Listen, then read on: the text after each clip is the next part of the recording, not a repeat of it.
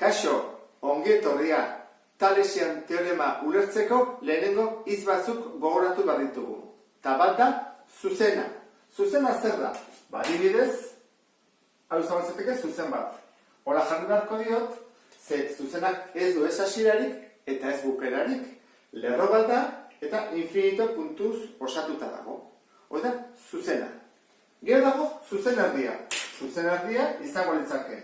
Hemenik hasi, adibidez, eta infinito arte. Beste lerro bat. Honek zer du?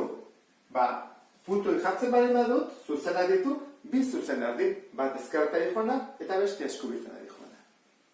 Eta zer gertatzen da, bi puntu baldin baditut hasiera eta bukaera. Horrek deitzen zehala zuzenkia. Eta puntuak jartzen dira handiz. A, B. Horrak izango izateke A, B zuzenki bat. Eta atik bera dagoen distantzia jartzen da erantara. Atik bera. Hori da luzera. A, B, luzera. Orain, has gaitezke Talesen teorema ulertzen. Esaten du. Goazen pentsatzea bi zuzen ditugula. Hora, bi zuzen marraztuko ditut. Bat eta bi. Paraleloak izan badute? Bai, edo ez, edo elkartzutan berdin da. Bi, berdin du, beti betetzen delako. Eta, deitzen diogu adibidez, R eta S. Hoi dira, bi zuzenak. Eta marrazten ditugu hiru zuzen paralelo.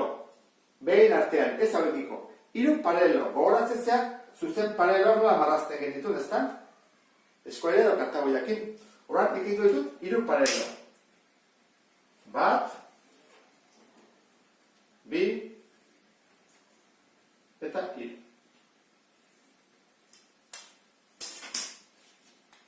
Hiru zuzen horiek marraztutara, atatzen zaizkigu puntuak. Eta dituko diogu honi A, adibidez, honi B, eta honi C. Eta B-koak izango dira A lehena, B lehena, C lehena. Eta hauek dira A, B eta C zuzenak. Orduan esaten du hemen agertzen diren zuzenkiak proportzionalak direla. Adibidez, atik berako distantzia zati A lehena, B lehena zatitzen badut, zati distantzia, derrigorrez izango da proportzionala, adibidez, B, C eta B lehena, C lehenakin. Horan, hau zati hau, berdin, hau zati hau. Edo nahi bada, egin daiteke A lehena, zati B lehena, berdin, eta ingo genuke, erantara A, B,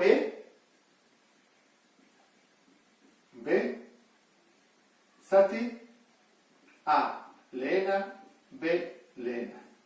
Eta beste hainbat proportzio atera daitezke. Proportzionalak direlako. Orduan, goazen pentsatzera, hiru neurtzen duela, honek 4 zentimetro, honek zenbat neurtzen duen ez dakigu, isa dela, eta honek neurtzen duela 6 zentimetro. Zer egingo beharko genuke? Baldin bada atik bera, esan duen bezala, hiru. A lehena, B lehena, 4. Betik zera, isa, eta B lehena, C lehena, 6, egingo genuke, hiru zati 4, berdin, isa, zati 6. Proportzioa atea dugu. Proportzioa dugunean, beti bezala, biderkatengo dugu, 6 bider 3, 18, berdin, 4 isa. Eta 18 zati 4, da isa, 4,5 zentimetro izango ditzake, emaitza. Eta hau, adibidez praktiko bat da. Beste hainbat eta hainbat ikusiko ditugu. Ulertu dezuelakoan, beste bat arte, agur.